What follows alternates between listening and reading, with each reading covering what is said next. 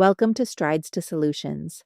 I'm Esther Adams, and today we begin a new series on a topic that touches the lives of many people who work with or love animals: compassion fatigue.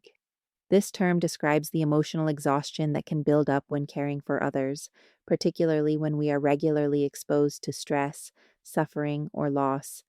Sometimes it's called the cost of caring because it doesn't come from indifference. It comes from caring so much for so long without enough space to recover. Compassion fatigue is especially relevant for pet owners, animal caretakers, shelter staff, volunteers, veterinarians, and even laboratory professionals who work with animals. Research has shown that it is widespread across both paid staff and volunteers, with no significant difference in risk between the two groups. This means whether you are a full-time veterinary technician, a volunteer at an animal shelter, or someone caring for a chronically ill pet at home, the weight of compassion fatigue can be just as real. There are several well-documented causes that increase the likelihood of developing compassion fatigue. High job demands, such as long hours, understaffing, or an overwhelming number of animals in need, place constant stress on caretakers. Exposure to animal suffering is another significant factor, as witnessing repeated illness, neglect, or injury can take a deep emotional toll.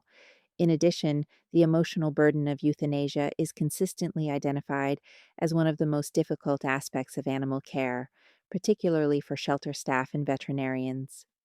When these experiences are combined with a lack of organizational support or poor relationships with supervisors, the risk of burnout and fatigue rises sharply. Personal vulnerability also plays a role. Caretakers who already struggle with physical or mental health challenges often have fewer internal resources available to cope with stress.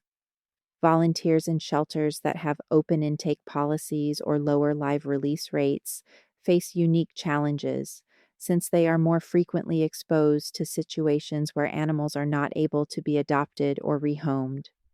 Over time, these circumstances accumulate, making it more difficult for a caretaker to maintain resilience and well-being. The effects of compassion fatigue are both personal and professional. On a personal level, it can lead to burnout, irritability, mood swings, and a general loss of joy in work that once felt fulfilling.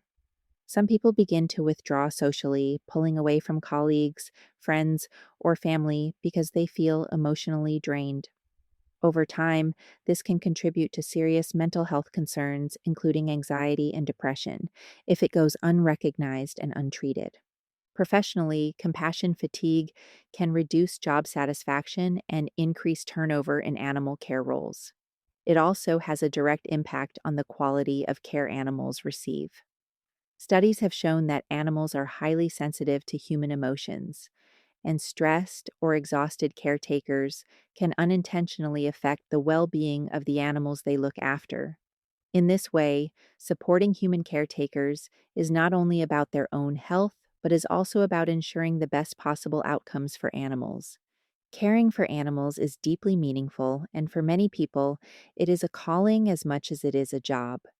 But that same depth of commitment can make people vulnerable to exhaustion when they do not have adequate support. Recognizing compassion fatigue as a normal and common experience is the first step toward addressing it. It is not a sign of weakness or failure.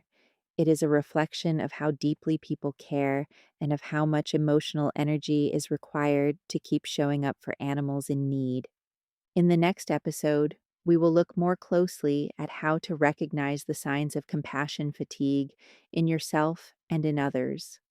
We will explore the early warning signals to watch for before stress becomes overwhelming and share practical ways to identify when it's time to pause and take care of yourself. Thank you for joining me today on Strides to Solutions. If you care for animals, this series is designed for you. Please share this with someone in your life who might benefit, and join me next time as we continue learning how to care for ourselves while we care for animals. This is Esther Adams with Strides to Solutions. Thank you for listening. Until next time, stay curious and keep learning in new ways.